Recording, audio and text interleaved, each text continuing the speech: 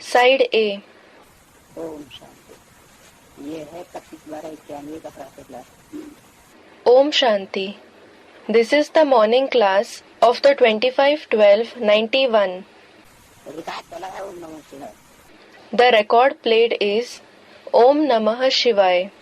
मीठे मीठे चिकीले बच्चों ने महिमा का गीत सुना। The sweet, long lost and now found children heard the song of praise. किसकी महिमा है? Who is praised? ऊंचे के ऊंचे भगवान की, जिसको पतित पावन सुख हरता सुख करता कहा जाता है।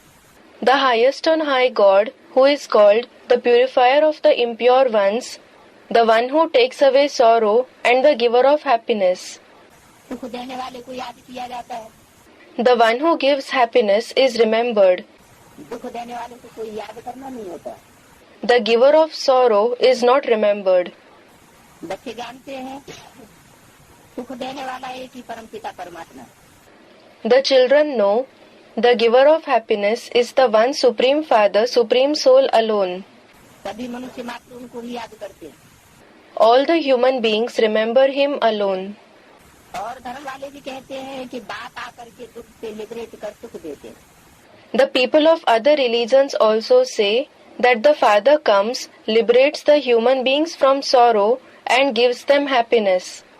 परंतु ये नहीं जानते कि बाप सुख देते हैं, फिर दुख कौन देता है और कब देता है।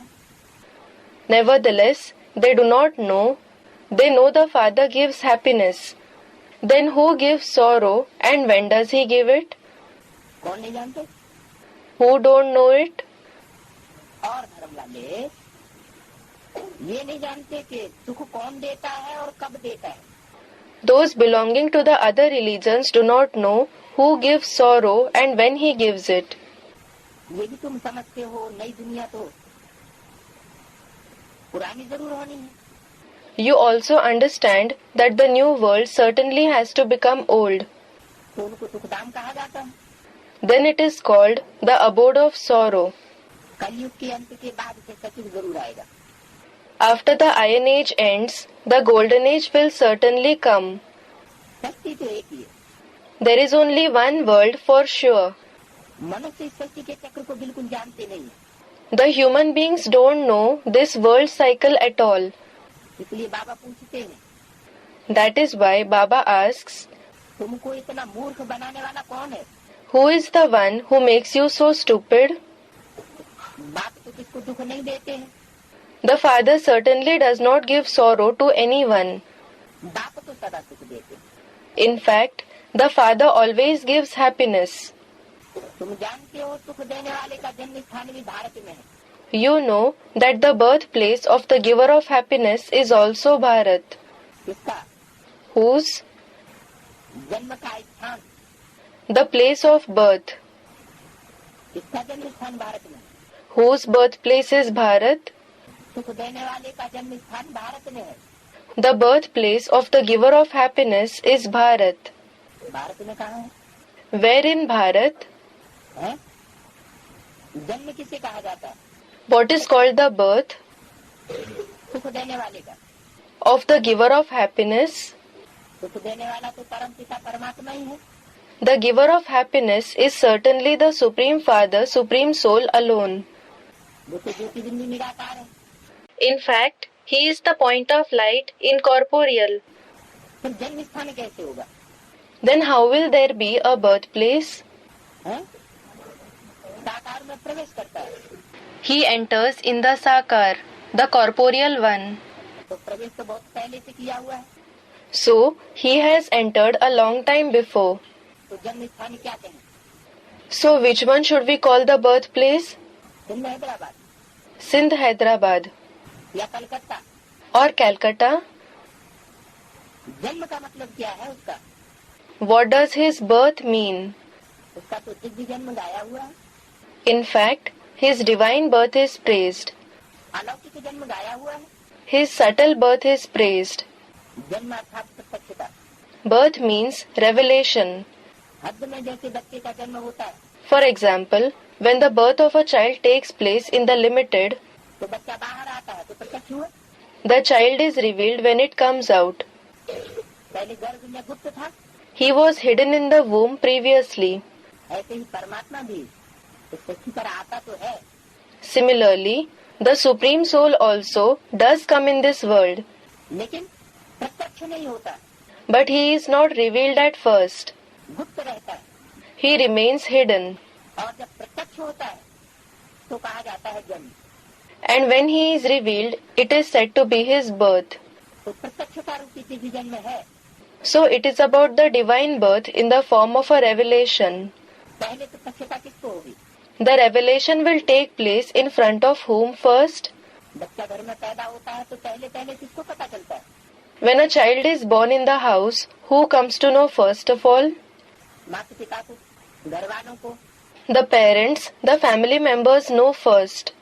पास पड़ोसियों, गांव वालों को, Then the neighbors, the villagers come to know. फिर बाहर वालों को। Later, the outsiders come to know. तो यहाँ तो फिर बेहद की बात है, Well, then it is in the unlimited here. कोई हद की स्थूल बात नहीं है। It is not a physical topic in the limited. तो तुम जानते हो सुख देने वाले का जन्म स्थान भी भारत में है। So, you know that the birthplace of the giver of happiness is also Bharat, तो दुख देने वाले का जन्म स्थान भी भारत में। and the birthplace of the giver of sorrow is also Bharat. दोनों का जन्म भारत में ही होता है। Both are born in Bharat itself. दुख देने वाला कौन है? Who is the one who gives sorrow? Ravan. Ravan. और सुख देने वाला कौन है उसकी भेंट में? And in contrast to him, who is the giver of happiness? Ram. Ram. तो राम जो सुख देने वाला है उसका जन्म भी भारत में है और दुख देने वाला रावण उसका जन्म भी भारत में है। Therefore, Ram, who gives happiness, as well as Ravan, who gives sorrow, are born in Bharat. दोनों ही भारत में है। Both are in Bharat itself. Bharat स्थान ही है या कोई व्यक्ति भी है? Is Bharat only a place, or is Bharat also a person? Students must have said something. व्यक्ति ही है सिर्फ, स्थान नहीं है। Is Bharat only a person? Isn't it a place? स्थान भी है तो भारत भी, क्योंकि व्यक्ति किसी स्थान पर ही टिकेगा। It is a place as well as the living Bharat, because a person will certainly reside at some place. जो व्यक्त होगा, साकार होगा, उसके लिए कोई स्थान तो जरूर चाहिए। Some place is certainly required for the one who is Vyakt, meaning visible, for the one who is corporeal. तो स्थान भारत में है So, the place is Bharat, और भारत व्यक्तित्व भी है। and Bharat is also a personality. दोनों की तरफ ये बात लागू होती है। This name is applicable to both. Ram और रावण दोनों का जन्म भारत में है। Both Ram and Ravan are born in Bharat. अगर व्यक्तित्व को लिया जाए If we consider the personality, तो इससे तो फिर यही साबित होता है it proves precisely कि जो राम बनता है सोई है, कलयुग के अंत में क्या बनता है? रावण बनता है। that the one who becomes Ram, he himself, what does he become at the end of the Iron Age? He becomes Ravan. जो सचिव के आदि में कृष्ण होता है वही कलयुग के अंत में क्या बनता है? कंस बनता है। The one who is Krishna in the beginning of the Golden Age, what does he himself become in the end of the Iron Age? He becomes Kans, a villainous character in the epic Mahabharata. तो बाबा की बात बिल्कुल सही है। So, what Baba says is absolutely right.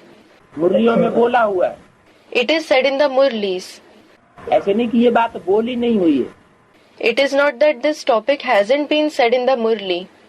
जो राम बनता है सोई रावण बनता है, The one who becomes Ram, he himself becomes Ravan. और जो आदि में कृष्ण बनता है वही अंत में कंस बनता है। And the one who becomes Krishna in the beginning, he himself becomes Kans in the end. ये क्या बात हुई? What is this? ऐसा कैसे हो सकता है?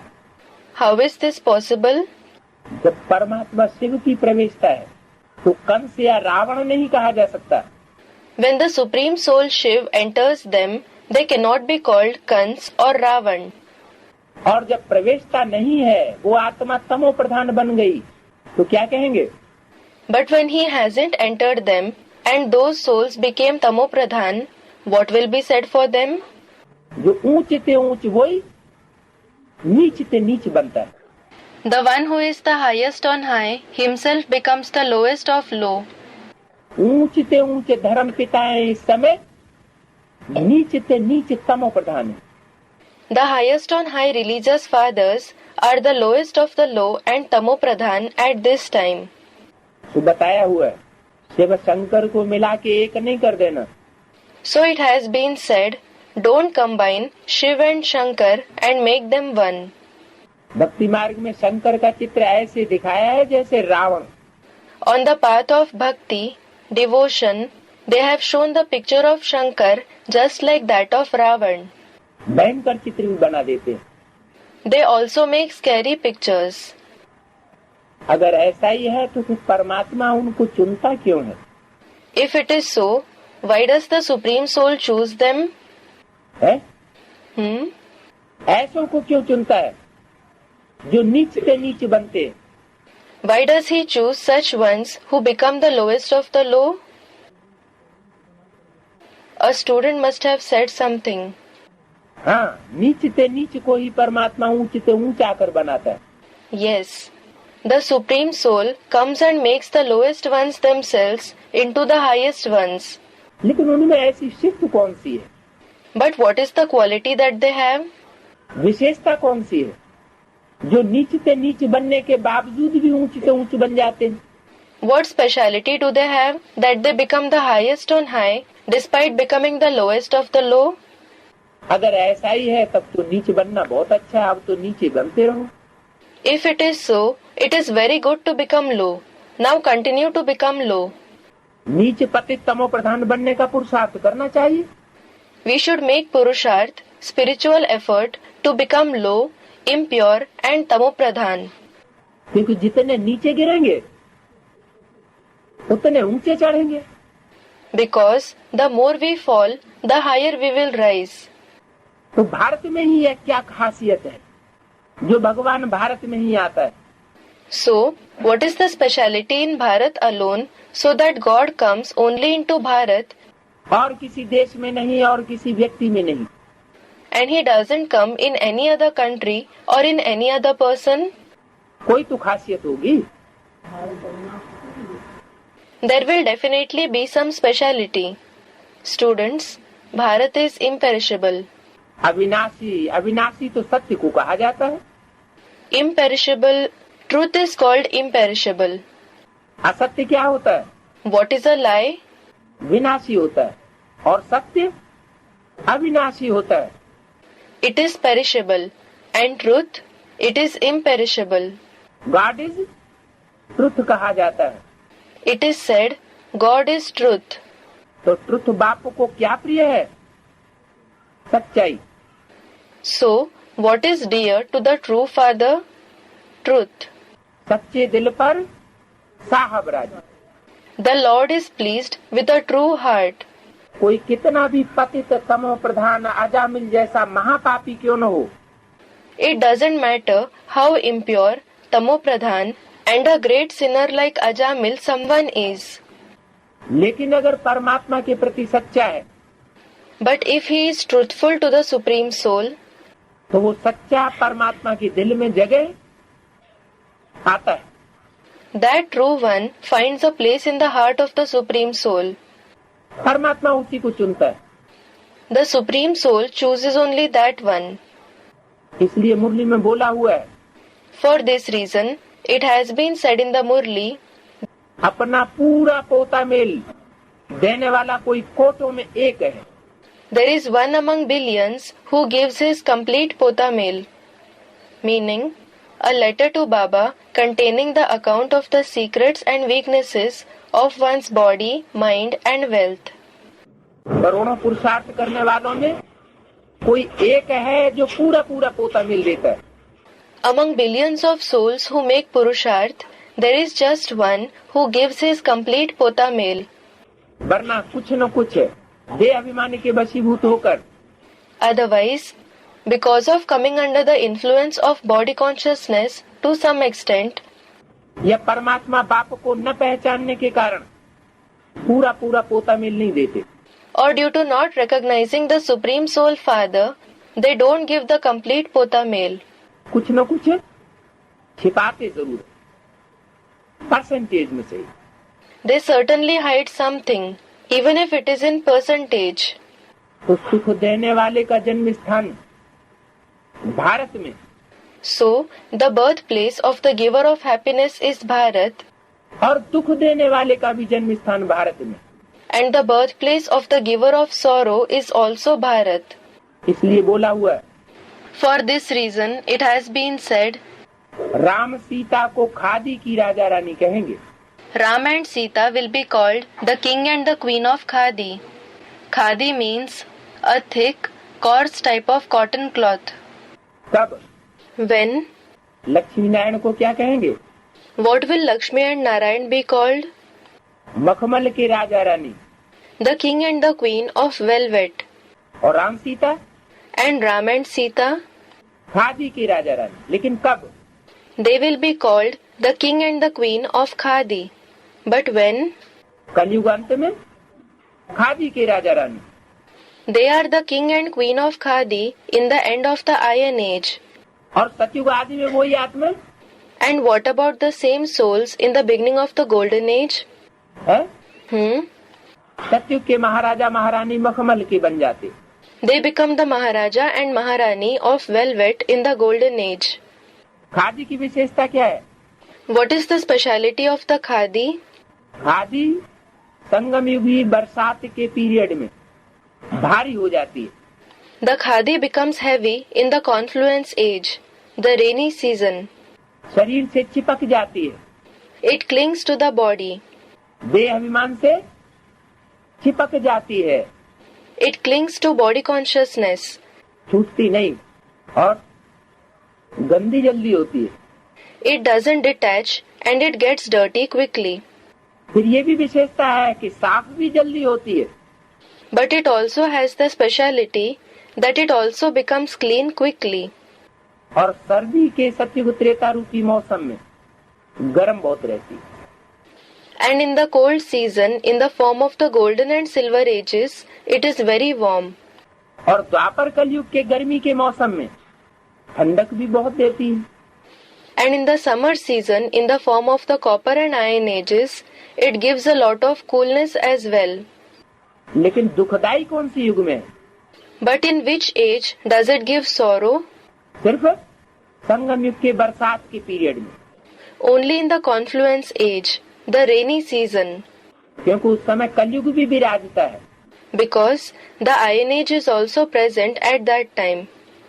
जब तक संगम का कलयुगी पीरियड है, तब तक वो आत्माएं विश्व के लिए दुखदायी अनुभव में आती है।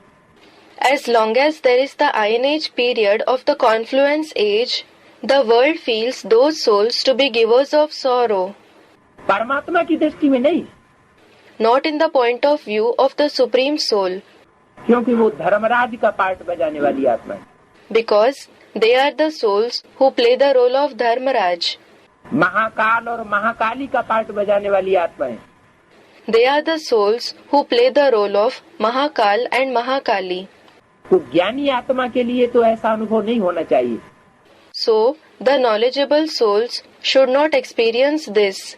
बाकी जो अज्ञानी है, As for the rest, those who are ignorant, ये घड़ी घड़ी संशय निश्चय के दोले में डोलते रहते हैं, or those who keep swinging in the swing of doubt and faith again and again, तो उनको जरूर दुखदायी अनुभव होंगे। they will certainly feel that those souls are givers of sorrow. Ravan अनुभव होंगे। They will feel that they are Ravan. Ravan कोई खास एक व्यक्ति का नाम नहीं होता है। Ravan is not the name of any particular person. रावयते लोकान, Ravaite Lokan. जो लोगों को रुलाता है वही रावण कहा जाता है। The one who makes people cry himself is called Ravan. अब कारण देखना बाद की बात। Now, to see the reason for it is a matter to consider later. किस कारण रुलाया? For what reason did he make them cry? अच्छे कारण से रुलाया या बुरे कारण से रुलाया? Did he make them cry with a good reason or with a bad reason? रुलाया, रुलाने का कर्तव्य किया तो रावण हुआ। He made them cry. He did the task of making them cry. So he is Ravan. तो दुख देने वाले का भी जन्म स्थान वही है जो सुख देने वाले का जन्म स्थान है।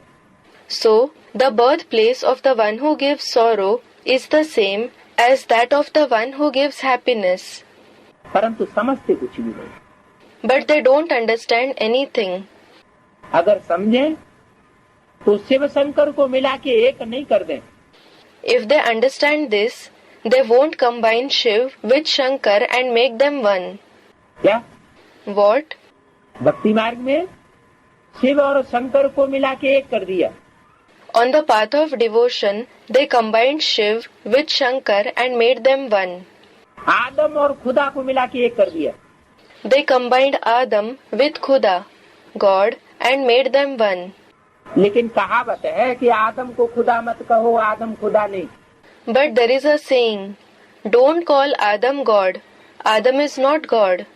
कहते भी है और आदम खुदा के नूर से जुदा नहीं। They also say, and Adam is not separate from the radiance of God. लेकिन कब? But when? जब खुदा उसमें प्रवेश होता है तब जुदा नहीं है। When Khuda enters him, he is not separate then. बाकी कोई हर समय बैल पे सवारी थोड़ी ही होती है। However, he doesn't ride the bull all the time. जब सवारी होगी तो जुदा नहीं है When he rides, he is not separate. और सवारी नहीं होगी तो जुदा है। And when he doesn't ride, he is separate. तो स्वभाव संस्कार में फिर फर्क पड़ेगा या नहीं? Therefore, will there be a difference in the nature and sanskars or not? है? जब शिव बाप की प्रवेशता होगी तो स्वभाव संस्कार में फर्क जरूर पड़ेगा। When the Father Shiv enters, there will certainly be a difference in the nature and sanskars. और जब प्रवेशता नहीं होगी तो भी फर्क जरूर पड़ेगा। And when he doesn't enter, there will certainly be a difference then too. अच्छा, Acha. तो अब हम संपर्क में किसके आए? So now, in whose contact should we come? हम संबंध में किसके आए? With whom should we have a relationship? Shiv बाबा का तो पता ही नहीं लगता We don't come to know about Shiv Baba at all. कि किस घड़ी प्रवेश होता है और किस घड़ी चला जाता है। When he enters and when he leaves. उसके जन्म का तो पता मालूम ही नहीं पड़ता। We certainly don't come to know about his birth at all. न आने का पता लगता है न जाने का। We neither come to know about his arrival nor his departure. हाँ, ज्ञान से पता चलता है। But yes, we come to know about it through the knowledge he gives. लेकिन बाबा ने ये डायरेक्शन दिया हुआ है, तुम अच्छे ऐसा ही समझो कि शिव बाबा सदैव इसमें बैठा हुआ है। But Baba has given this direction. You children, just consider that Shiv Baba is always sitting in him. मैं इनकी हर एक एक्टिविटी का जिम्मेवार हूँ। I am responsible for every activity of his.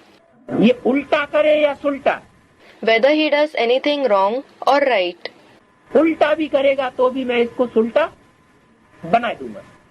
Even if he does something wrong, I will make it right. तो अब ये तो धारणा करना बहुत मुश्किल है। So, it is very difficult to assimilate this.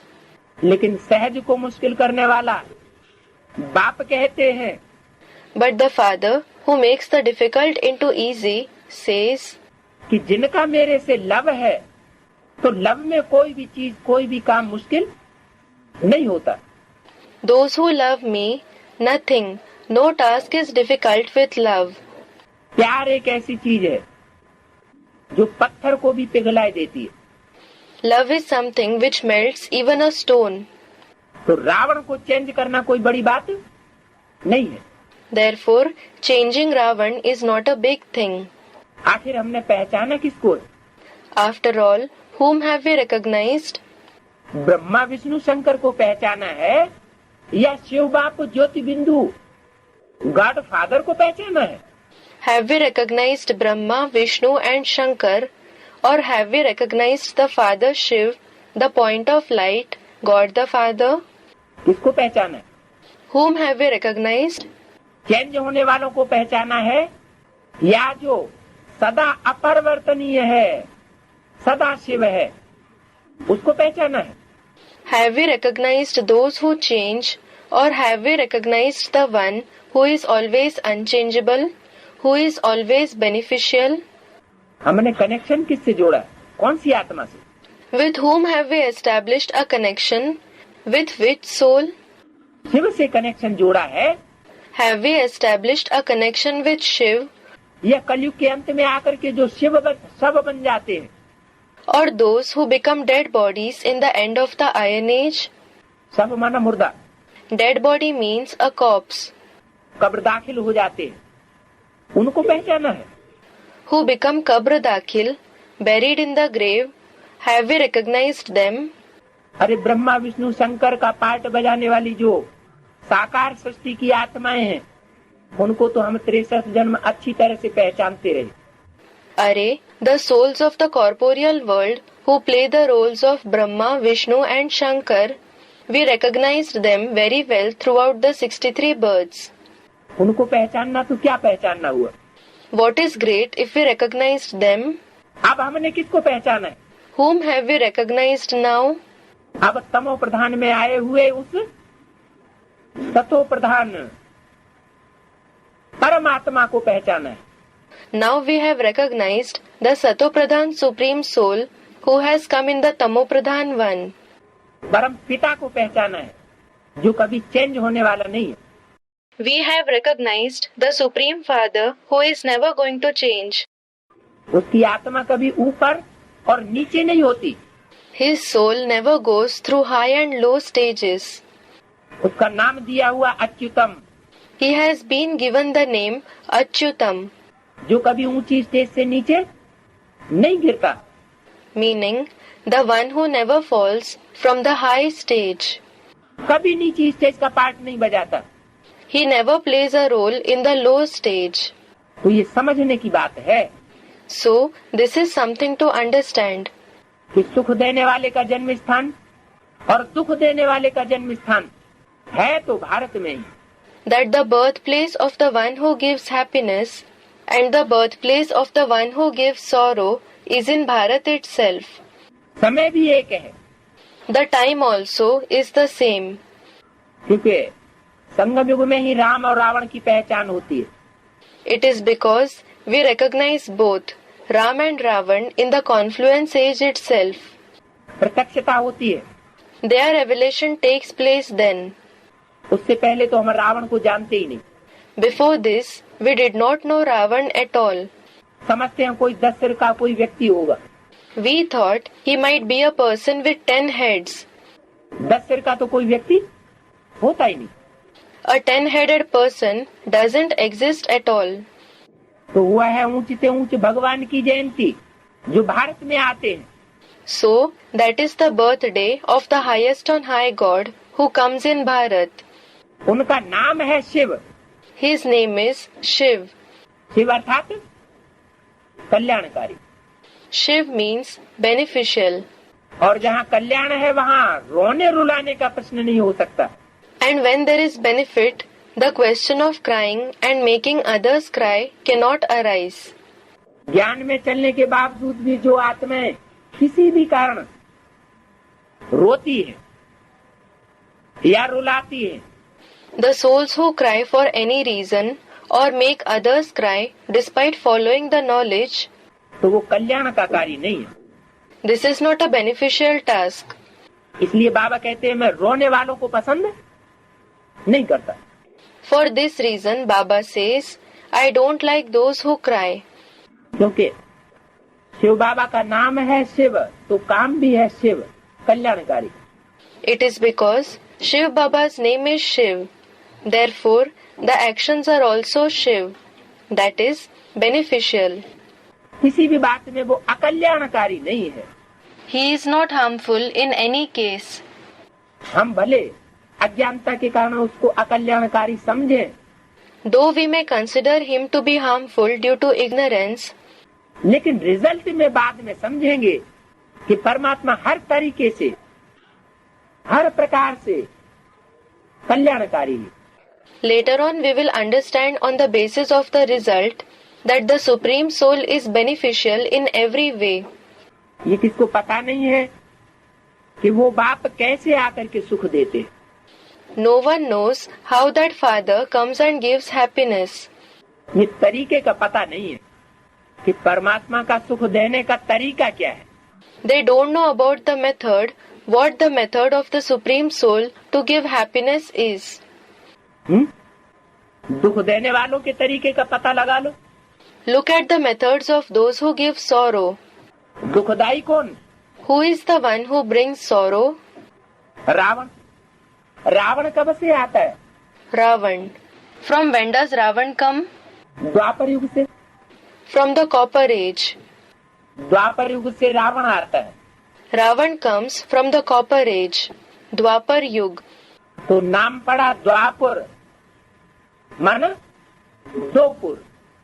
So it was given the name Dwapur, which means two cities. एक पुर नहीं, दो पुर। Not one city, but two cities. जैसे दो घर बन जाएं, Just like when two houses are made. बाप के दो बच्चे हों और दोनों अलग अलग हो जाएं, बाप के सामने ही।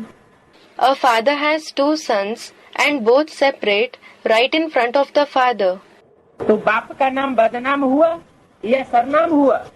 So was the name of the father defamed or was it glorified? एकता खंडित हुई या बनी रही? Was the unity broken or was it maintained? खून एक कहेंगे, Will it be said that the blood is one? जरूर कहीं न कहीं कोई न कोई मिक्सैटी है। Certainly there is some mixture somewhere. तो स्वभाव संस्कार टकराने लगे। So the nature and sanskars started to clash. एक घर नहीं रहा। There is not a single house anymore. अब जब एक घर नहीं है, घर ही दो हो गए, तो टकराव तो जरूर होगा। Now, when there isn't one house, when two houses came in existence, there will certainly be a clash. क्योंकि दीवारें बन गई बीच में, It is because walls were built between them, और जहाँ दीवारें बनती है वहाँ दिल टूटते हैं। and where the walls are built, the hearts break. तो बाप आकर के कैसे सुख देते हैं ये भी नहीं जानते। So, they don't even know how the Father comes and gives happiness.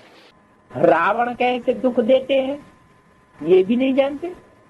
How Ravan gives sorrow. They don't know this either. अभी तुमको नॉलेज है कि बाप कैसे आकर के सुख देते हैं। Now, you have the knowledge how the Father comes and gives happiness. बाद में ये नॉलेज भी प्राय लोप हो जाएगी। And later on, this knowledge will become almost extinct. सुख देने वाले की ही महिमा गाई जाती है। Only the one who gives happiness is praised. दुख देने वाले का किसको पता नहीं है। No one knows about the one who gives sorrow. जब पता ही नहीं पड़ता तो महिमा या ग्लानि करने की बात ही नहीं। When they don't come to know at all, there is no question of praising or defaming at all. Ravan को वर्ष वर्ष जलाते। They burn Ravan every year. क्यों? Why? हर वर्ष क्यों जलाते? एक बार जल गया तो खलास हो गया। Why do they burn him every year? When he is burnt once, he should be finished. फिर वर्ष वर्ष जलाने की क्या बात? Then, what is the need to burn him every year? है? A student said something. मरता ही नहीं। He doesn't die at all. क्यों? जब जला दिया तो खाक हो गया। Why? When he was burnt, he turned to ashes. फिर वर्ष वर्ष क्यों जलेगा? Then why will he be burned every year? है? अरे कोई चीज एक बार जला दी जाती है, राख कर दी जाती तो खलास हो जाती है। Array, if something is burnt once, if it is made into ashes, it is finished. कि बार बार जलाने की जरूरत पड़ती है? Or is there the need to burn it again and again? ये है संगम युग की बात। It is about the confluence age. संगम युग में 63 जन्मों का जो देहवान भरा हुआ है वो एकदम कोई खलास नहीं होता। In the confluence age, the body consciousness of 63 births filled in the soul isn't finished at once. जो बीज रूप आत्माएं हैं, बीज बनते हैं, वो तो बहुत ही जटिल है। The seed form souls, those who become seeds, are very complicated. जड़ों के ऊपर भी छिलका होता है, बीजों के ऊपर भी छिलका होता है। The roots have husk as well as the seeds have husk. जब बीज सुधर जाए तो सारी सृष्टि सुधर जाए। When the seeds improve, the entire world improves. उस सृष्टि रूपी रंगमंच पर या इस सृष्टि रूपी झाड़ पर कोई कोई पत्ते हैं। So, in this stage-like world or on this tree-like world, some are leaves. ढेर के ढेर There are a lot of them. पत्तों का परिवर्तन तो जल्दी हो सकता है, The transformation of leaves can take place quickly, लेकिन बीजों का परिवर्तन जल्दी नहीं होता, but the transformation of the seeds doesn't take place quickly. क्योंकि बीज अगर सुधर जाए तो सारा वृक्ष सुधर जाए। It is because when the seed improves, the entire tree improves. तो ब्राह्मणों की संगम युग दुनिया में बीज रूप आत्माएं भी है जो पूरे 84 जन्म लेने वाली है। So, in the confluence age Brahmin world, there are the seed form souls who have the complete 84 births, आधारभूत आत्माएं भी है जो नंबरवार जन्म लेने वाली है। as well as there are root souls who have lesser births number-wise. That is, they all have a different number of births. और फिर ढेर के ढेर 500 करोड़ पत्ते भी हैं। And there are also lots of leaves, 5 billion of them. ऊपर से आने वाले धर्म पिता हैं जो द्वैत फैलाते हैं। The religious fathers coming from above spread dualism. दो मार्ग चला देते हैं। They introduce two paths. पहले तो दुनिया में एक ही मार्ग था, In the beginning, there was only one path in the world. एक ही देवी देवता सनातन धर्म था। There was only one ancient deity religion. दूसरा कोई धर्म नहीं था, दूसरा कोई राजा नहीं था। There was no other religion. There was no other king. बाद में जब ये धर्म पिताएं आते हैं तो इनके आने से दो दो मतें हो जाती। When these religious fathers come later on, two ways of thinking come into existence by their arrival. मतें बढ़ती चली जाती है तो आपस में टकराव होता है। The diversity of opinions continues to increase. So they clash with each other. और टकराव होने से दुख शुरू होता है। And sorrow begins due to the clash. तो बाप जब आता है तो यही काम करता है, पहले एकता का। So when the father comes, he performs this very task of uniting them first. और एकता पवित्रता के बगैर नहीं हो सकती। And there cannot be unity without purity. एक के प्रति जब तक दृष्टि वृत्ति कृति मन वचन कर्म समय संपर्क संबंध तन मन धन पूरा अर्पण नहीं है, Until the drishti, vision, the vibrations, the acts, the mind, the words, and the actions, time, contacts, relationships, the body, mind, and wealth are completely surrendered to the one, तो वो एकता की पवित्रता नहीं आ सकती। the purity of unity cannot come. Purity के बगैर unity नहीं हो सकती। There cannot be unity without purity. जब द्वैत पैदा होता है तो यूनिटी टूटती है। The unity breaks when duality is created. संगठन भंग होता है दुनिया में और आपस में टकराव शुरू होता है। The gathering breaks in the world and clash with each other starts. तो बाप आकर यही तरीका बताते हैं, सिखाते हैं कि अब एकता पैदा करो। So, the father comes and explains this very method. He teaches, now create unity. पवित्रता अपने जीवन में अपनाओ। Adopt purity in your life. एक बाप दूसरा न कोई। one father and no one else. अगर एक बाप के प्रति 100% तन मन धन समय संपर्क संबंध सब अर्पण कर दिया जाए, If the body, mind, wealth, time, contacts, relationships and everything is 100% surrendered to the one father, तो उसी समय से वो आत्मा सुखी हो जाएगी। that soul will become happy from that very time. दुख लेस मात्र भी अनुभव नहीं कर सकती। It cannot experience sorrow even to the slightest extent. Guarantee है। This is a guarantee. लेकिन बाबा मुरलियों में प्रश्न पूछते रहते, हम गॉड फादर के बच्चे, तो फिर हम दुखी क्यों? But Baba keeps asking questions in the Murlis. We are the children of God the Father, then why are we sorrowful? हम नरक में क्यों बैठे हैं? Why are we sitting in hell? अरबपति करोड़पति का बच्चा हो और पैसे पैसे का मोहताज, If there is a child of a multimillionaire, of a millionaire, and he is needy for a single penny, ऐसा कैसे हो सकता? how is this possible? जरूर उसका संबंध कनेक्शन बाप से टूटा हुआ। Certainly his relation, his connection with his father is broken. Connection कहीं दूसरों से जुड़ा हुआ है, He has a connection with others, जो उसको नीचे ले जाने वाले, पैसे पैसे के लिए मोहताज बनाने वाले। who are the ones to take him down, who make him needy for every penny. तो ऐसे ही परमात्मा बाप से जब तक हम आत्माओं का पूरा कनेक्शन नहीं जुटा है, तन से मन से धन से, In the same way, until we souls have formed a full connection with the Supreme Soul Father, through the body, through the mind, through the wealth, ऐसे नहीं कि तन से कनेक्शन जुट गया तो मन से न जुड़े। it is not that if the connection is established with the body, it is not established with the mind. या कोई कहे कि हम तो मन बुद्धि तो हमारी परमात्मा में ही है, तन से वाला हम दूर है। Or if someone says, our mind and intellect is definitely with the Supreme Soul, though we are far away from the body. नहीं, No.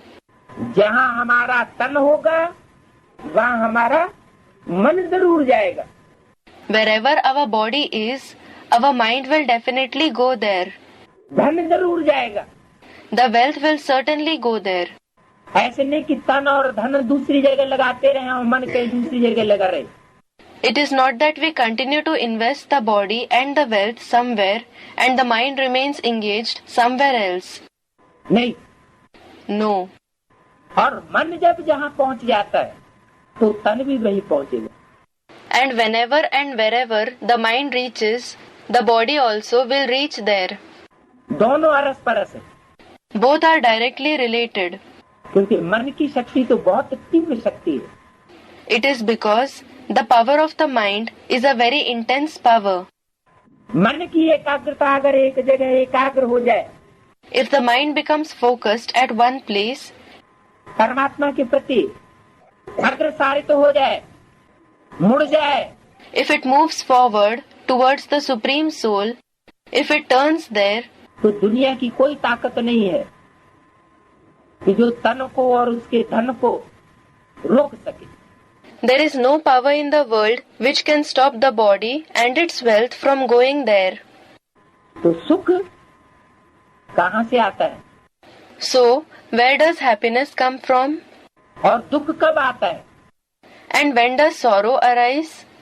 द्वैत से आता है दुख Sorrow arises from duality, और अद्वैत से आता है सुख। and happiness arises from non-duality. एक में है सुख और अनेक में है दुख। There is happiness in one, and there is sorrow in many. 500 crore मनुष्य आत्माओं में से ऐसी भी कोई आत्माएं होंगी नंबरवार, Among 5 billion human souls, there will also be such souls of different capacities according to their purusharth, जो अपने 84 जन्मों में एक के साथ ही संबंध जोड़ती होंगी।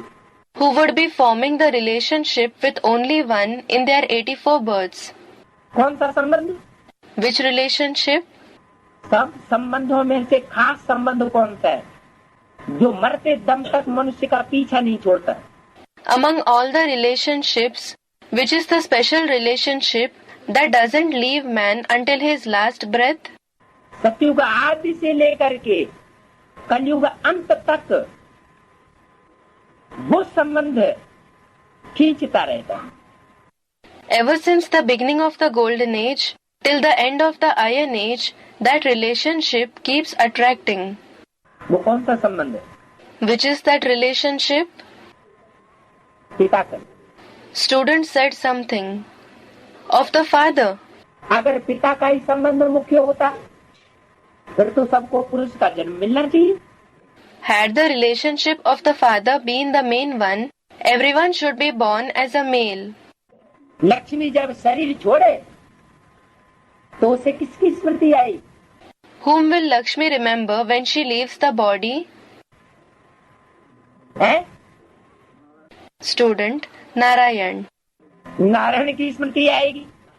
She will remember only Narayan. तो पुरुष का जन्म मिलता है। So, she is born as a male.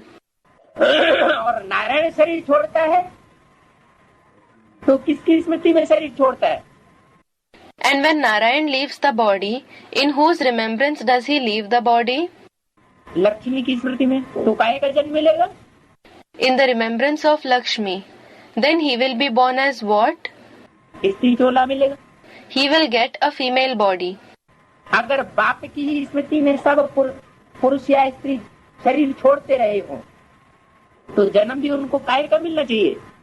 If all the men and women had been leaving the body only in the remembrance of the father, they should be born as what? पुरुष का जन्म मिलना चाहिए। They should be born as men. लेकिन ये सृष्टि होती है दो से। But this world is created by two. स्त्री पुरुष के संयोग से। By the union of a female and a male. अब वो संयोग श्रेष्ठाचारी हो, श्रेष्ठ इंद्रियों का हो या भ्रष्ट इंद्रियों का हो, नीची दुनिया का।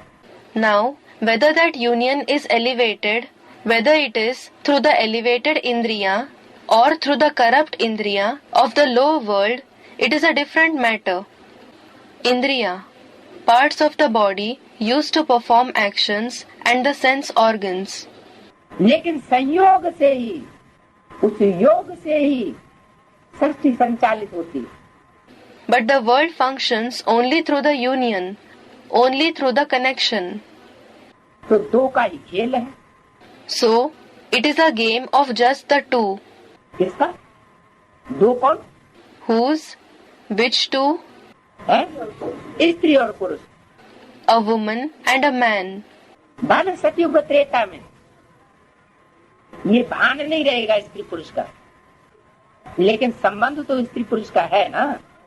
Though there won't be this consciousness of being a woman or a man in the golden age and the silver age, there is the relationship of a woman and a man, isn't there?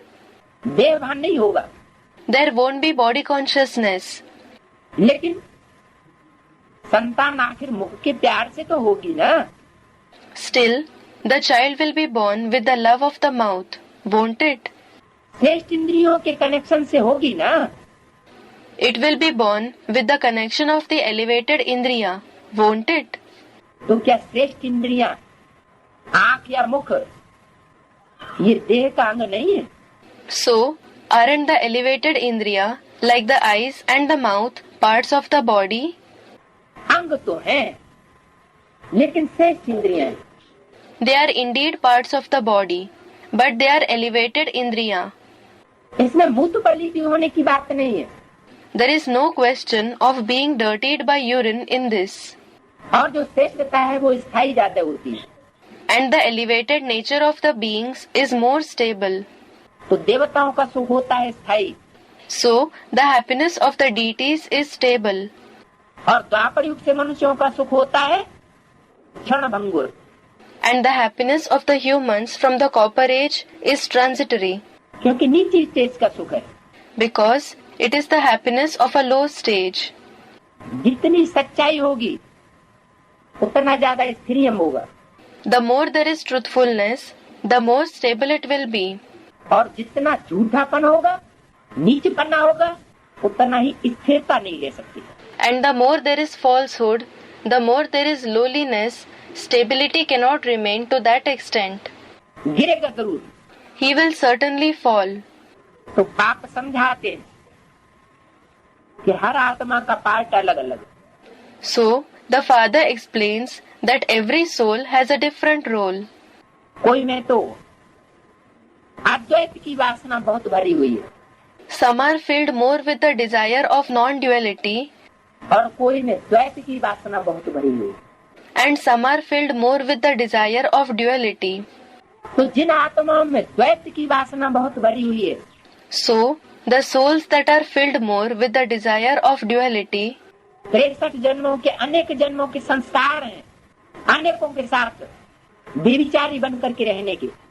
those who have the sanskars of 63 births, of many births of practicing adultery and living with many, वो आत्माएं दुख का लेन then जरूर करेंगी, परमात्मा कितना भी ज्ञान सुनाए। those souls will certainly take and give sorrow. It doesn't matter how much the Supreme Soul narrates knowledge. लेकिन उनके ऊपर जल्दी असर पड़ने वाला नहीं है। Still, they will not be influenced quickly. इसलिए बाप को भारत में आना पड़ता है। For this reason, the Father has to come in Bharat. Bharat ही एक ऐसा खंड है जहाँ पवित्रता को विशेष मान दिया गया, आदि से लेकर के अंत तक। Bharat alone is such a land where purity is given special importance from the beginning till the end. अभी भी भारत में कन्याओं माताओं के लिए विशेष ध्यान रखा जाता है उनकी प्योरिटी का। Even now in Bharat, special care is taken of the purity of the virgins and mothers. विदेशों में और दूसरे धर्मों में ये बात नहीं है। This is not the case in the countries abroad and in the other religions. वहाँ डाइवोर्स की प्रथा, तलाक की प्रथा धर्म में लगी हुई है। The tradition of divorce is fixed in those religions. Bharat में ये बात अच्छी नहीं मानी जाती। It is not considered good in Bharat. End of Side A. Side B. 25/91 का प्रातः class. This is the morning class of 25/12/91. पहले पेज का मर्ज। The middle of the first page. तो प्रश्न है पतित कैसे बने? So, the question arises, how did we become impure? A student said something. हाँ, Yes.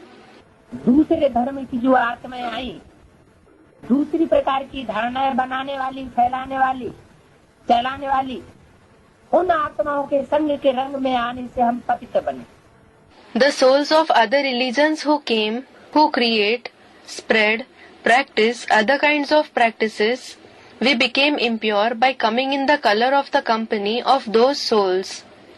तो अब उल्टा कर देना चाहिए। So, now we should make it the other way round. फिर क्या करें? Then, what should we do?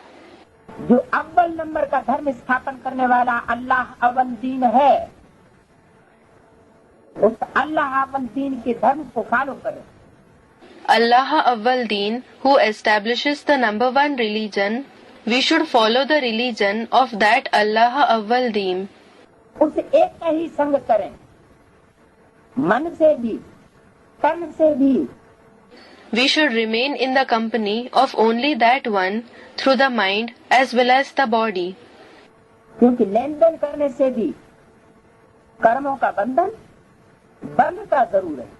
Because the bondage of actions is certainly formed by taking and giving too. तो हमको 21 जन्मों के सुख की प्राप्ति हो सकती है। So, we can obtain the reward of happiness for 21 births. 21 जन्मों के लिए तो गारंटी है।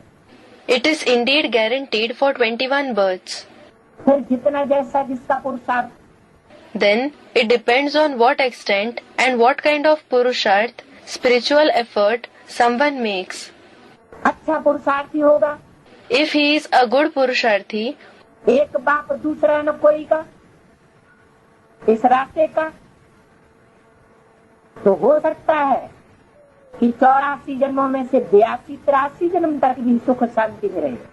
who follows the path of one Father and no one else, it is possible that he will remain happy and peaceful even for 80-83 births out of the 84 births. Last जन्म में तो दुख जरूर होगा, There will certainly be sorrow in the last birth for sure, क्योंकि जब तक दुख न हो तो सुख की वैल्यू नहीं हो सकती। because unless there is sorrow, happiness cannot have value. रात न हो तो दिन की कोई वैल्यू नहीं रहेगी। If there is no night, the day will not have any value. तो पतित कैसे बनते हैं? So, how do we become impure? एक के संग से पावन बनते हैं और अनेकों के संग से पतित बनते हैं। We become pure through the company of the one, and we become impure through the company of many. पुकारते हैं परंतु अर्थ नहीं जानते हैं। They do call, but they don't know the meaning of their call. क्या पुकारते हैं? What do they say when they call?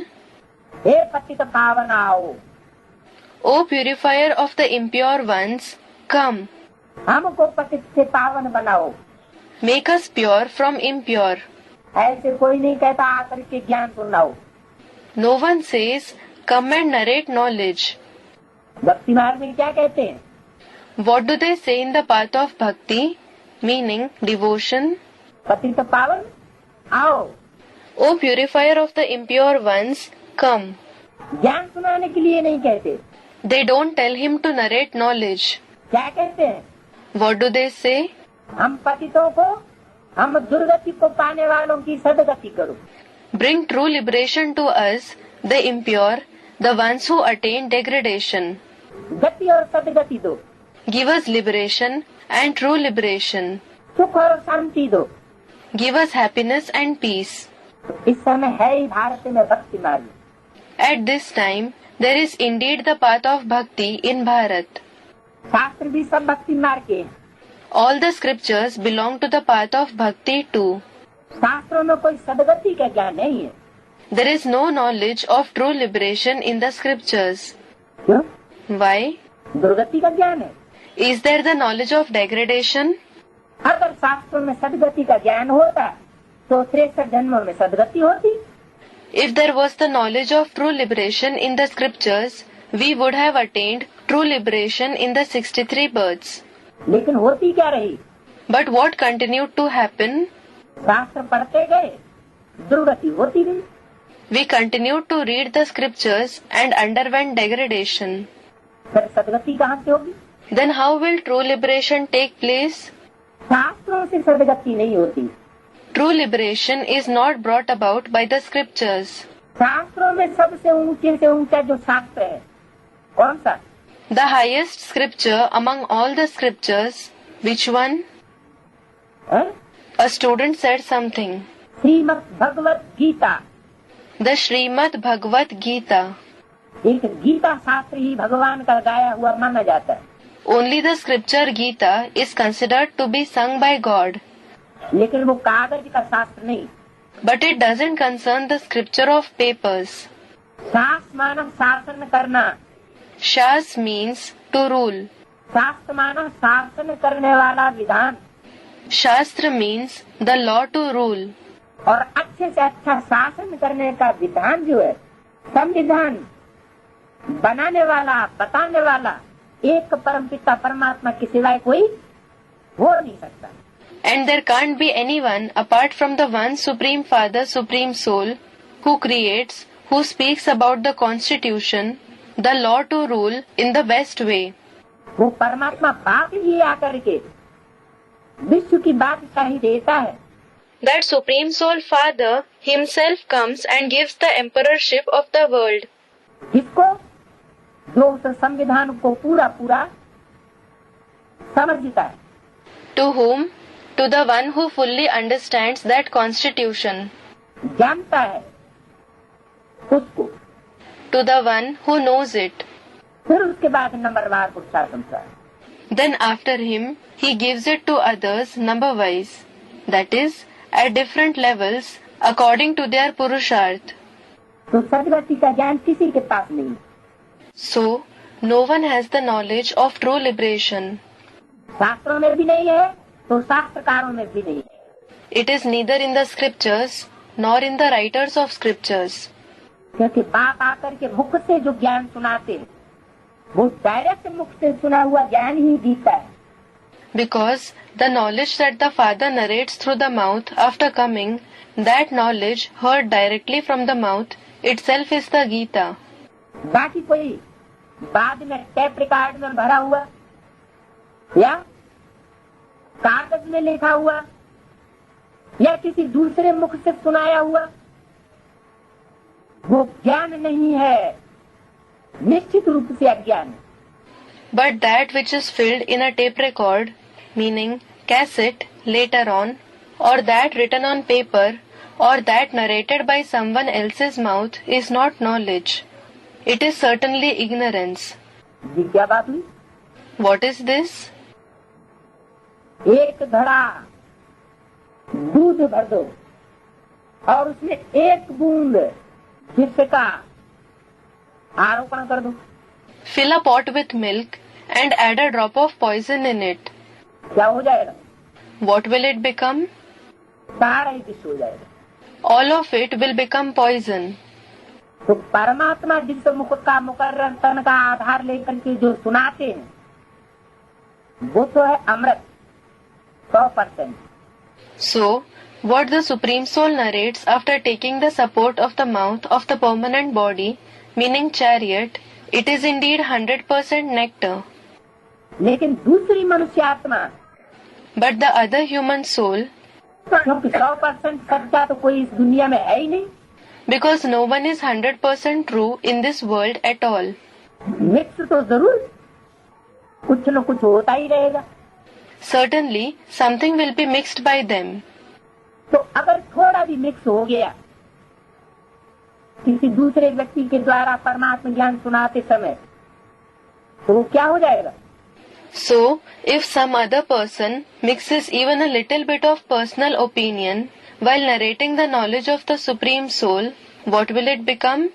अंत में रिजल्ट उसका क्या निकलेगा? What will be its result in the end? विष हो जाएगा। It will become poison. तो एक बाप दूसरा न कोई। So, one father and no one else. कितनी बार मुरलियों में बाबा ने बच्चों को समझाया, बच्चे एक सतगुरु निराकार से सदगति और अनेक देहधारी मनुष्य गुरुओं से दुर्गति। Baba has explained to the children in the Murlis so many times. Children, true liberation is brought about by the one incorporeal Sadguru and degradation is brought about by many bodily human gurus.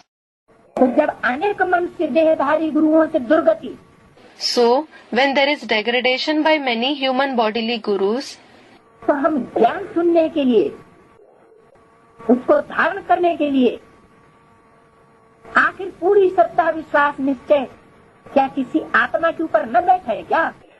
shouldn't we have complete reverence, belief and faith in any soul in order to listen to knowledge, in order to assimilate it?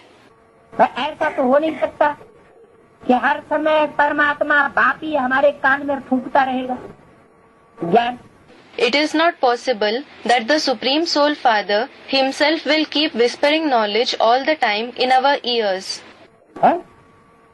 ऐसा तो जिस तन में प्रवेश करता है उसमें भी नहीं होता। It does not happen like this even in the case of the body in which he enters. तो दूसरों में कैसे हो सकता? Then how can it happen in the case of others? फिर क्या किया जाए? Then what should be done? तो ये है स्मृति की बात। So, this is about the remembrance. बाबा कहते हैं तुम बच्चे जितना मेरे को स्मृति में रखेंगे, याद में रहेंगे, उतना मैं तुम्हारे साथ। Baba says, the extent to which you children remember me, the more you remain in remembrance, I am with you to that extent. बाप से बातें करो, Have chit-chat with the Father. चलते फिरते उठते बैठते कर्म योग में लगे रहो। Remain busy in Karma Yoga, while walking or moving around, while standing or sitting. Karma Yoga means the yoga of the actions, performing the actions and having the intellect connected with the Supreme at the same time. कर्म योगी बनो। Become Karma Yogis. परमात्मा बाप से बातें करना वो भी योग है। To chit-chat with the Supreme Soul Father is also connection. वो कोई वियोग नहीं है। It is not separation. लेकिन प्रीति बुद्धि होंगे तो बातें भी कर सकेंगे। But if you have a loving intellect, you will also be able to have chit-chat. और विपरीत बुद्धि होंगे तो प्यार की बातें नहीं कर सकेंगे। Whereas, if you have an opposing intellect, you won't be able to have a loving chit-chat. फिर अंदर अंदर ग्लानि और संघर्ष चलता रहेगा। Then, thoughts of defamation and struggle will go on within. झगड़ा चलेगा। Fight will go on within. जैसे रावण का राम से झगड़ा चला Just like Ravan had a fight with Ram. तो बजाय प्राप्ति होने के और ही घाटा होगा। Therefore, instead of gaining rewards, there will be even more loss. ज्ञान सागर एक ही परम पिता परमात्मा है। The Supreme Father, Supreme Soul, alone is the ocean of knowledge. जरूर उनको ही ज्ञान देना। Certainly, He Himself has to give the knowledge. ज्ञान और कोई दे ही नहीं सकता। No one else can give the knowledge at all. ज्ञान माना पहचान। Knowledge means recognition. ज्ञान जानना जानकारी। Gyan means to know, information. सच्ची जानकारी वही है ज्ञान। The true information itself is knowledge. और झूठी जानकारी वो है अज्ञान।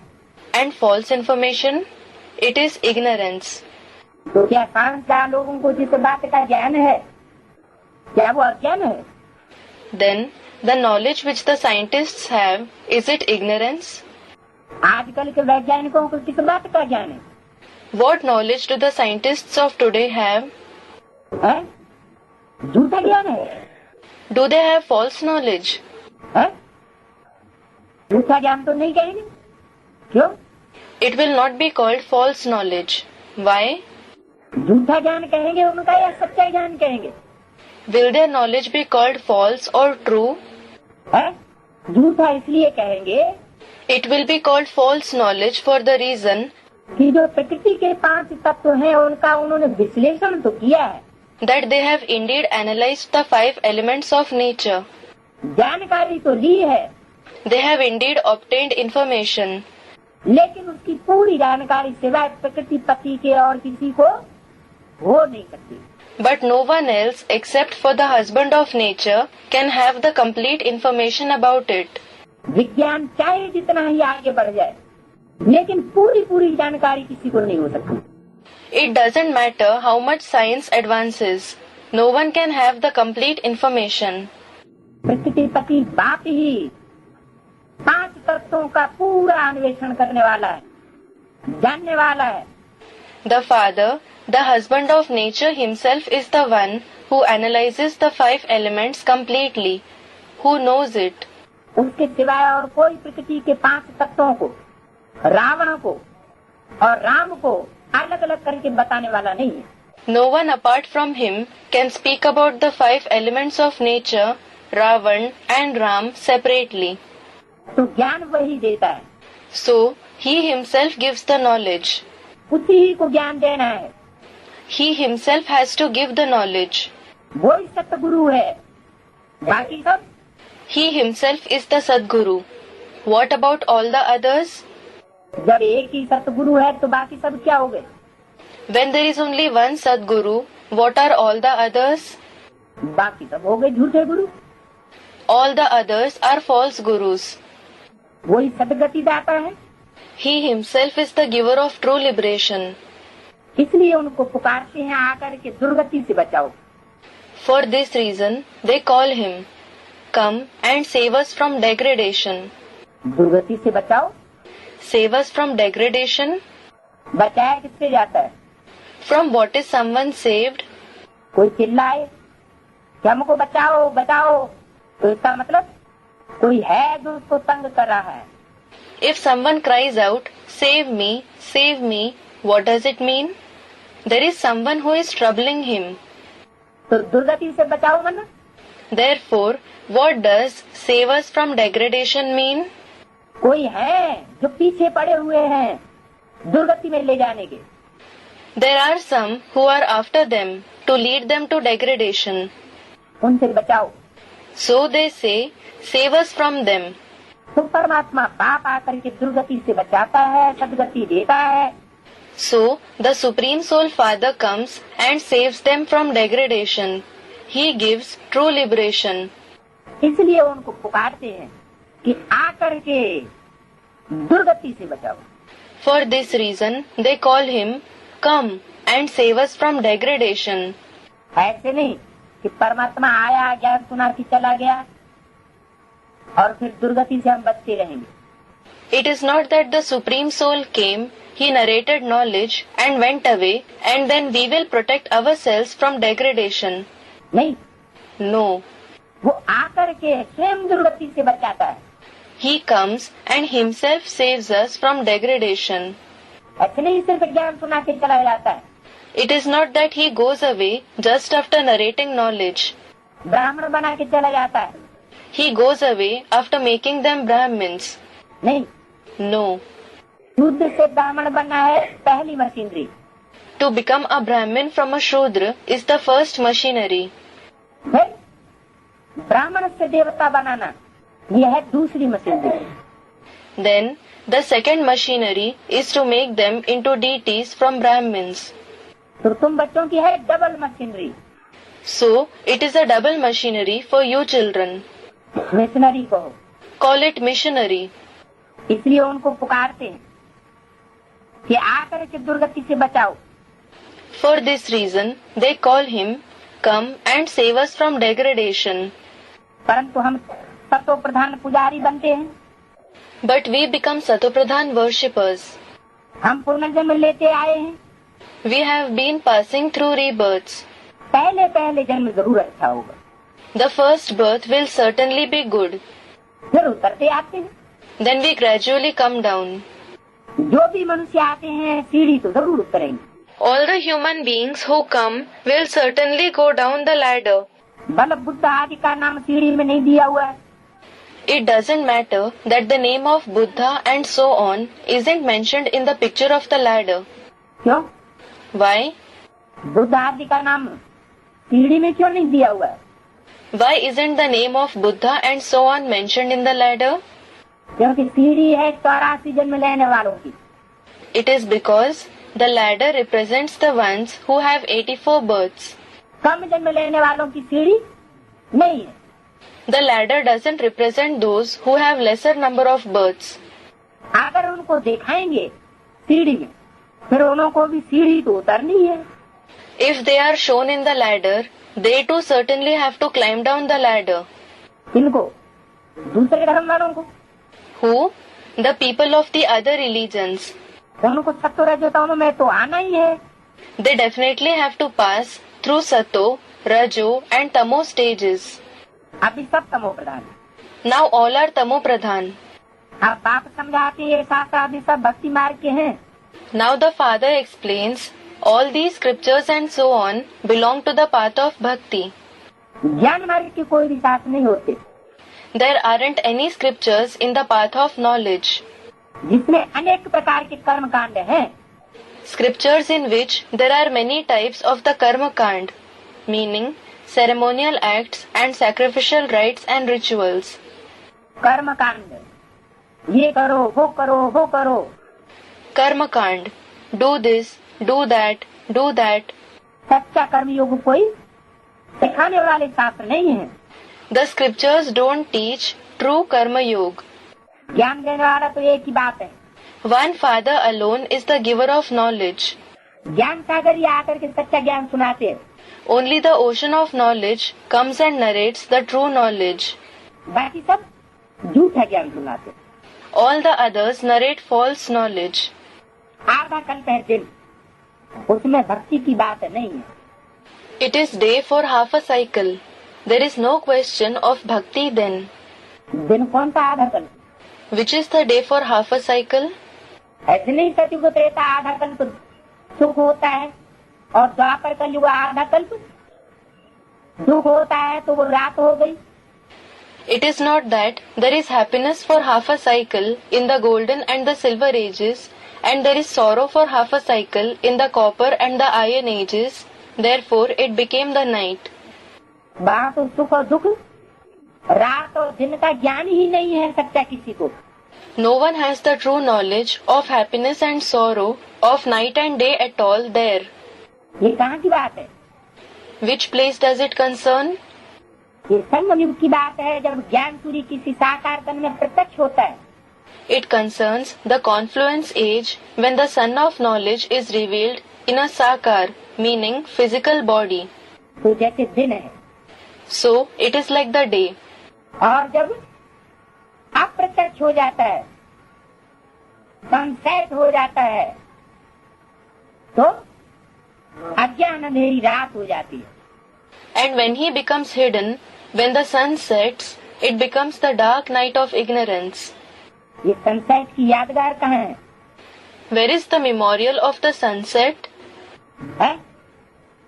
सनसेट की यादगार कहाँ है? Where is the memorial of the sunset?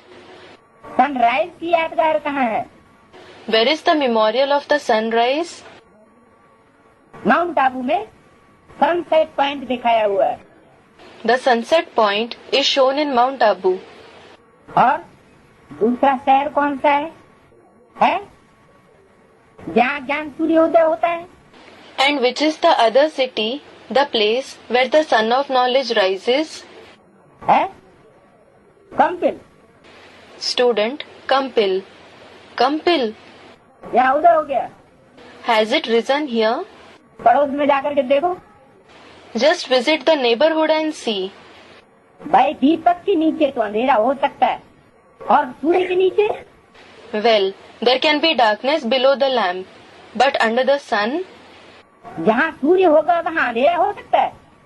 can there be darkness where there is the sun? नहीं। No. माउंट आबू में अगर सनराइज हुआ होता Had there been sunrise in Mount Abu, तो माउंट आबू की रहने वाले तो आज तक तो कोई भी नहीं समझ सके। none of the residents of Mount Abu have been able to understand till today. कोई ब्रह्मा कुमार बने हैं? Has anyone become a Brahma Kumar? Mount Abu का खास रहने वाला Especially a resident of Mount Abu?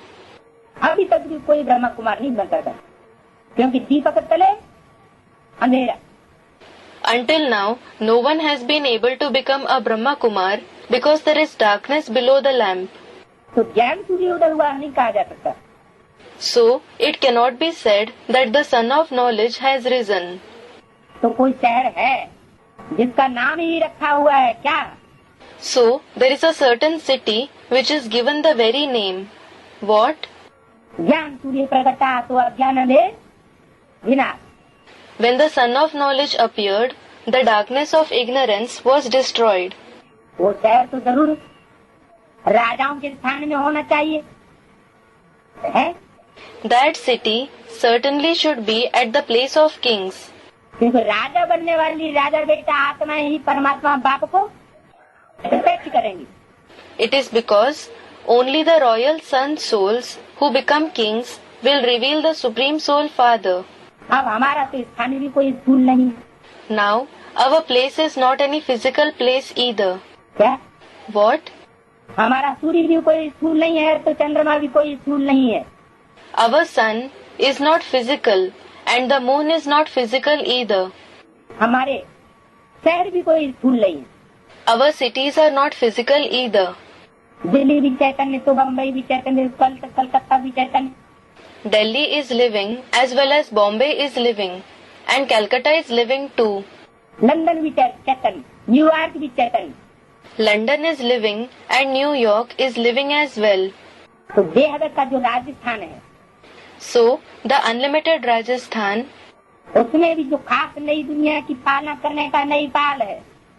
even in that unlimited Rajasthan, Nepal, In the unlimited, it represents the city Udaipur of Rajasthan, the place which especially sustains the new world.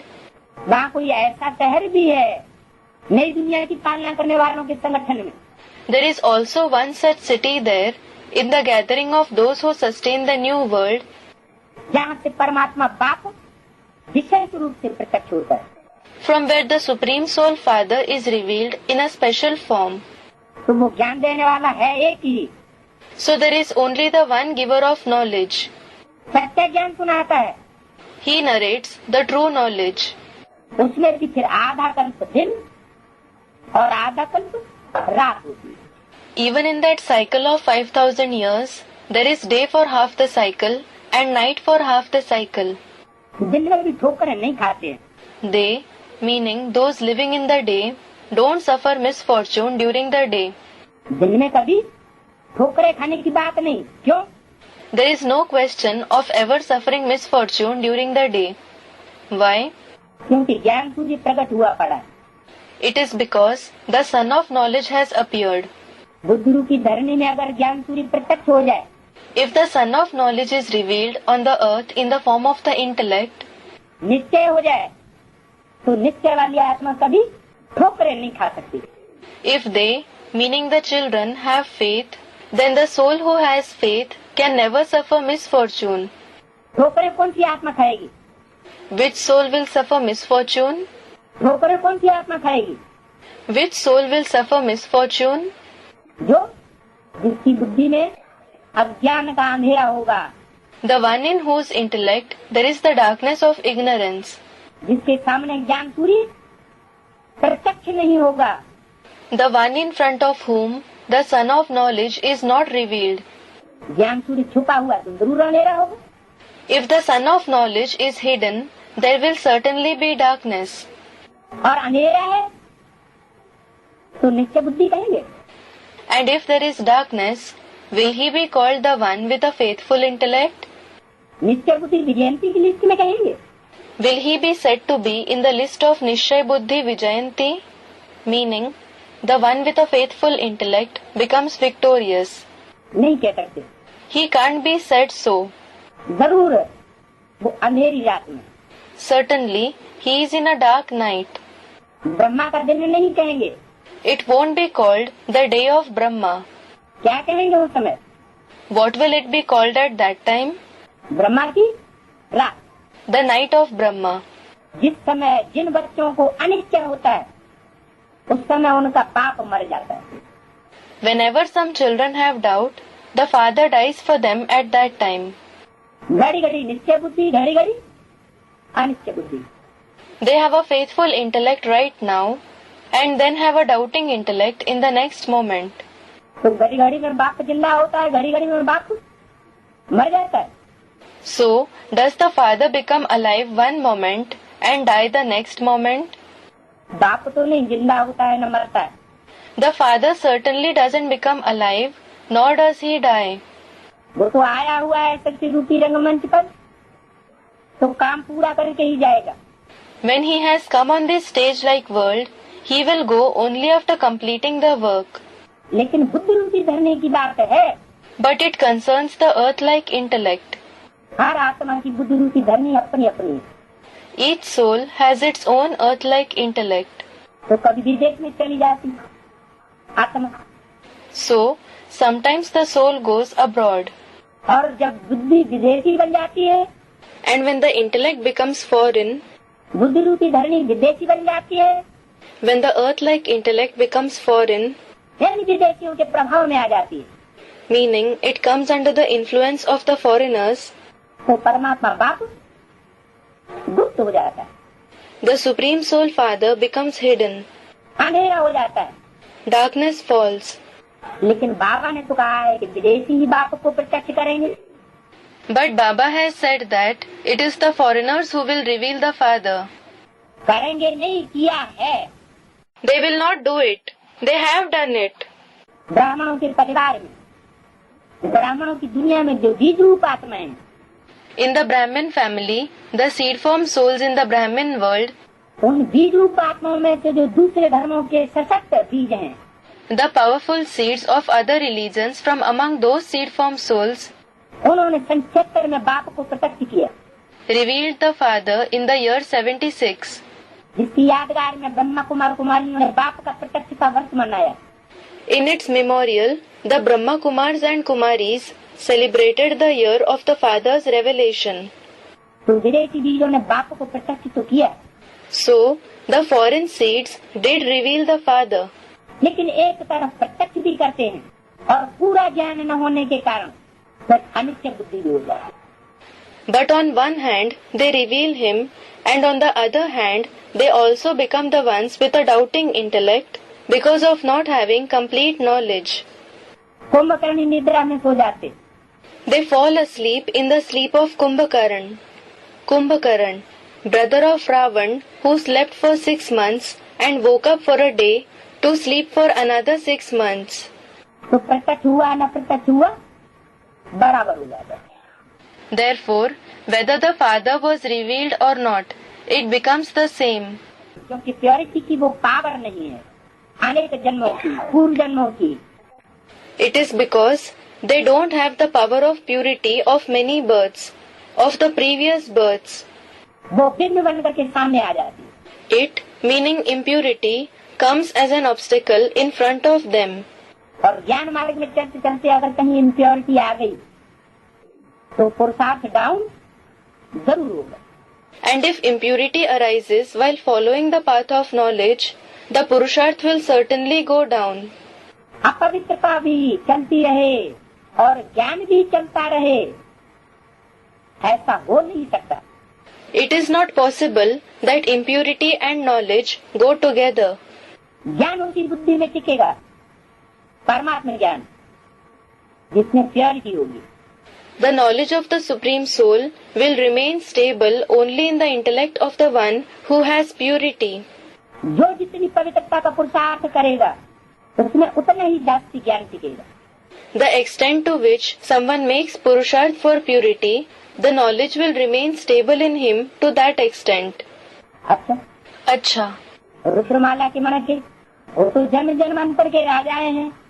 The beads of the Rudramala, that is, the rosary of Rudra, are kings for birth after birth, खास करके भारत के राजाएं especially the kings of Bharat, जो अपवित्र बनते रहे और unity को तोड़ते रहे। who continued to become impure and break unity. तो जन्म जन्मांतर की राजा बनने वाली आत्मा है रुद्रमाला के मन के, उनमें प्योरिटी कहेंगे या नहीं कहेंगे? So, the souls who become kings birth after birth, the beads of the Rudramala, will they be said to have purity or not? उनमें प्योरिटी तो नहीं है। They certainly don't have purity. तो जब प्योरिटी नहीं है तो ज्ञान ठहरेगा या नहीं ठहरेगा? So, when they don't have purity, will knowledge remain stable in them or not? है? प्योरिटी नहीं है तो ज्ञान कैसे ठहरेगा? A student said something. How will knowledge remain stable if they don't have purity? जब प्योरिटी नहीं है तो ज्ञान ठहरेगा कैसे? If they don't have purity, how will knowledge remain stable? बाबा ने तो कहा है कि सोने के पात्र में सोने का दूध ठहर सकता है। Baba has said that the milk of the lioness can be contained in the golden utensil. मिट्टी के पात्र में, देहाभिमानी की मिट्टी का जो पात्र है उसमें शेरनी का दूध नहीं ठहर सकता। The milk of the lioness cannot remain in an earthen utensil, in the utensil of the earth of body consciousness. त्रिमूर्ति में एक शेरनी है, एक शेर भी है। There is a lioness and there is also a lion in the Trimurti. तो शेरनी के मुख से निकला हुआ ज्ञान दूध वो अपवित्र में नहीं ठहर सकता।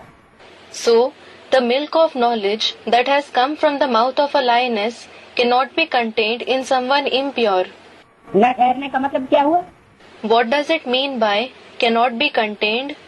ब्राह्मणों की दुनिया में In the Brahmin world, जो रुद्रमाला के मण के बनने वाली आत्माएं हैं, the souls who become the beads of the Rudramala, advance party की खास आत्माएं, the special souls of the advanced party, planning बुद्धि आत्माएं, the souls with a planning intellect, क्या वो ज्ञानी तू आत्मा नहीं है? aren't they knowledgeable souls? है, ज्ञानी तू आत्मा है। Are they knowledgeable souls? वो ज्ञान जो है वो ज्ञान क्या हुआ जो दूसरों के ऊपर छाप न छोड़े। What kind of knowledge is it which doesn't leave imprint on others? अगर याद का बल नहीं है, परमात्मा प्यार नहीं है, तो जरूर इम्प्योरिटी है। If there is no power of remembrance, if there is no love for the Supreme Soul, certainly there is impurity. माम एकम याद करो। Remember me alone. अगर मिक्सैटी है तो जरूर impurity. If the remembrance is mixed, certainly there is impurity. पर कितना भी ज्ञान सुनाते रहे, Then it doesn't matter how much we keep narrating knowledge. पहले तो जो ज्यादा पवित्रता वाली आत्माएं होंगी, जिनका ज्यादा पवित्रता का भंडार होगा पूर्व जन्मों का, वो सुनेंगी ही नहीं। First of all, the souls who are purer, who have a bigger reserve of purity of the previous births, they will not listen to us at all. जैसे सन्यासियों को जाकर के ब्रह्मा कुमार कुमारी ज्ञान सुनाते हैं, Just like when the Brahma Kumars and Kumaris go and narrate knowledge to the sannyasis, तो purity की पावर उनमें भरी है। since they, meaning the sannyasis, are filled with the power of purity, वो भले ऊपर से सुन लेते हैं लेकिन अंदर से कुछ भी धारण नहीं करते। they do listen to the knowledge externally, but they don't assimilate anything internally. तो जब तक योग नहीं है, So, unless there is a connection, love नहीं है, unless there is love, परमात्मा के प्रति प्योरिटी वाली वासना नहीं है, तब तक दूसरी आत्मा के ऊपर असर नहीं पड़ सकता है। unless there are feelings of purity for the Supreme Soul, other souls cannot be influenced. उस ज्ञान तलवार में जौहर नहीं है, याद का। That sword of knowledge doesn't have the excellence of remembrance. तो वो ज्ञानी नहीं, क्या है? So he, who does not have that purity, is not knowledgeable. What is he? अज्ञानी। He is ignorant. तो ज्ञानी को आत्मा नहीं कहेंगे। He will not be called a knowledgeable soul. ऐसे तो रावण को भी क्या कहा जाता था संसार में? As such, what was Ravan also called in the world? Ravan दुनिया की नजर में ज्ञानी माना गया है या अज्ञानी? Is Ravan considered knowledgeable or ignorant in the eyes of the world? ब्राह्मण माना गया है या शूद्र? Is he considered as a Brahmin or a Shudra? Ravan क्या था? What was Ravan? प्रकांड विद्वान था, बहुत ज्ञानी था, He was a great scholar. He was very knowledgeable. लेकिन विचारी था। But he was adulterous. और जब तक विचारी, तब तक उसकी भी सदगति या गति नहीं हो सकती। And as long as he is adulterous, he cannot attain true liberation or liberation either. अब बात शुरू हुई थी, चल रही थी, राम ही रावण बनता है। Now the topic that started, that was going on was, Ram himself becomes Ravan. और रावण फिर क्या बनता है? And what does Ravan become then? Ram बनता है। He becomes Ram. तो राम वाली आत्मा की सदगति कब हो? है? So, when will the soul of Ram attain true liberation? कब होगी? When will it take place? जब अब विचारी होगा तब, कि बेविचारी रहने से सदगति हो जाएगी? Is it when he becomes unadulterated, or will he attain true liberation by remaining adulterous? है? कैसे होगी सदगति?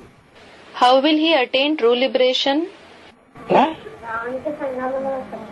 रावण के? A student said something. Of Ravan? समझ नहीं आ रहा। A student said something. I don't understand. है? Another student said something.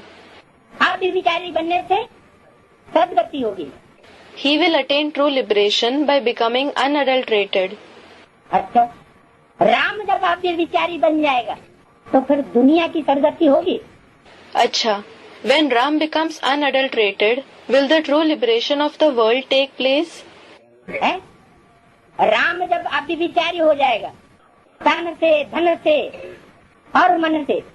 When Ram becomes unadulterated with the body, with wealth and with the mind, तो फिर गति सदगति का रास्ता बंद हो जाएगा या नहीं बंद हो जाएगा? will the path of liberation and true liberation be closed or not? क्योंकि गति सदगति तो सिवाय एक सुप्रीम सोल के कोई कर नहीं सकता। It is because, except for the Supreme Soul, no one can bring about liberation and true liberation. तो अब ये तो बुद्धि उलझ गई क्या? Now the string is entangled. What? क्योंकि राम वाली आत्मा अगर अब भी विचारी बन गई तो परमात्मा से वो उसमें प्रवेश करना क्या कर देंगे? बंद कर देंगे। Because if the soul of Ram becomes unadulterated, what will the Supreme Soul Shiv do with regard to his entrance in him? He will stop entering him. फिर जिनको जितना सदगति और गति को पाना था तो पा लिया। So whoever had to attain true liberation and liberation to whatever extent, they will attain that much. तो इसलिए वो एक सेकंड अनुधा हुआ है ब्रह्मा के लिए, ब्रह्मा को Vishnu. But the transformation of the seeds doesn't take place quickly. But the transformation of the seeds doesn't take चाहे वो व्यक्त ब्रह्मा हो चाहे वो अव्यक्त ब्रह्मा हो, ब्रह्मा को विष्णु बनने में सिर्फ एक second. Whether it is the corporeal Brahma or the subtle Brahma, it takes only 1 second to become Vishnu from Brahma. क्योंकि तीव्र गति है। Because the speed is fast. तो जो तीव्र गति है पुरुषार्थ की, So the fast speed of Purusharth, कोई तो दौड़ने वाले होते हैं, there are some runners. देखा जाता है तो जो अच्छे दौड़ने वाले होते हैं वो पहले धीरे धीरे चलेंगे, दौड़ेंगे। It is seen that those who are good runners will run slowly in the beginning. और जब लास्ट चांस आएगा तो सारी ताकत लगा देंगे। And when the last chance comes, they will invest all their power. तो शुरुआत में ही अगर थक गए तो लास्ट में जो हाई जंप लगानी है वो नहीं लगा सकते। It is because if they are tired in the beginning itself, they cannot take the high jump that they have to take in the end. तो ऐसे ही रामकृष्ण अथवा रुद्रमाला के जो 108 बच्चे हैं वो भी बड़ी तीव्र गति वाले। So similarly, Ram, Krishna or the 108 children of the Rudramala, they too have a very fast speed. और तीव्र गति होती है किसको याद करने से? And a fast speed is attained by remembering whom? बिंदु को याद करने। By remembering the point. मुरली में बोला हुआ है निराकार प्रेमी क्षिप्र गति वाले होंगे। It is said in the Murli, the ones who love the incorporeal one will have a high speed. Sanskrit Gita में भी ये बात आई है, क्षिप्रम भवति मुक्तात्मा। This topic has been mentioned in the Sanskrit Gita as well. Shipram bhavati muktatma, meaning they become liberated souls quickly. बहुत तीव्रगामी होंगे। They will be the ones who move at a very high speed. लेकिन अव्यक्तवाणी में बाबा ने एक बात और बोली है But Baba has mentioned one more thing in the Avyaktvani. कि साकार प्रेमी चरित्रवान होंगे। The ones who love the corporeal one will have a good character. इसका मतलब What does it mean? निराकार प्रेमी दुष्चरित्र होंगे। Those who love the incorporeal one will have a bad character. होंगे तो नंबरवार, एक जैसे तो सब नहीं हो सकते। They will definitely be at different levels. Not all can be the same. तो जो निराकार प्रेमी दुष्चरित्र हैं वो जरूर निराकारी स्टेज में ज्यादा टिकते हैं बिंदु की याद में। So the ones who love the incorporeal one and have a bad character certainly stabilize in the incorporeal stage more, in the remembrance of the point, और साकार को छोड़ देते हैं। and leave the remembrance of the corporeal one. क्या What? साकार की याद उनसे दूर हो जाती है। क्यों? They become distant from the remembrance of the corporeal one. Why? क्यों दूर हो जाती? जब हमारा प्रवृत्ति मार्ग है, Why do they become distant when ours is the household path? बुद्धि में बात बैठ गई कि शरीर के बगैर आत्मा जड़ होती है। When the point has sat in the intellect, the point that the soul is inert without the body. बिना आत्मा के शरीर कुछ नहीं कर सकता, The body cannot do anything without the soul, और शरीर के बगैर आत्मा कुछ नहीं कर सकती। and the soul cannot do anything without the body. जैसे बाबा ने बोला कि शक्ति के बगैर शिव कुछ नहीं कर सकता, Just like Baba has said, Shiv cannot do anything without Shakti, meaning Parvati, और शिव के बगैर शक्तियाँ कुछ नहीं कर सकती। and the Shaktis, the other souls, cannot do anything without Shiv. तो आत्मा और शरीर का कॉम्बिनेशन चाहिए। Therefore, the combination of the soul and the body is required. तो निराकार क्यों भूल जाता है, Then why do they forget the incorporeal one? या साकार ही क्यों याद रहता है? Or why do they remember only the corporeal one? निराकार भूलता है चरित्रवान को, The one with a good character forgets the incorporeal one. और साकार भूलता है किसको? And who forgets the corporeal one? दुष्चरित्र जो होते हैं, जिनको ज्ञान तो मिल जाता है लेकिन पूर्व जन्मों के दुष्चरित्र हैं, तो साकार से उनको घृणा हो जाती है। Those who have a bad character, who do receive the knowledge, but are the ones with a bad character in the previous births, they have disgust for the corporeal one. क्योंकि बार बार यूनिटी टूटी है पूर्व जन्मों में राजाओं की। It is because, in the previous births, the unity of kings has broken again and again. Unity क्यों टूटी है? Why has the unity broken? क्योंकि अनुशासनहीनता बढ़ी है। It is because indiscipline increased. जिसको ऊंचा दर्जा देना चाहिए उसको ऊंचा दर्जा नहीं दिया। The one who should be given a high post was not given a high post. घर में बाप होता है, There is a father at home.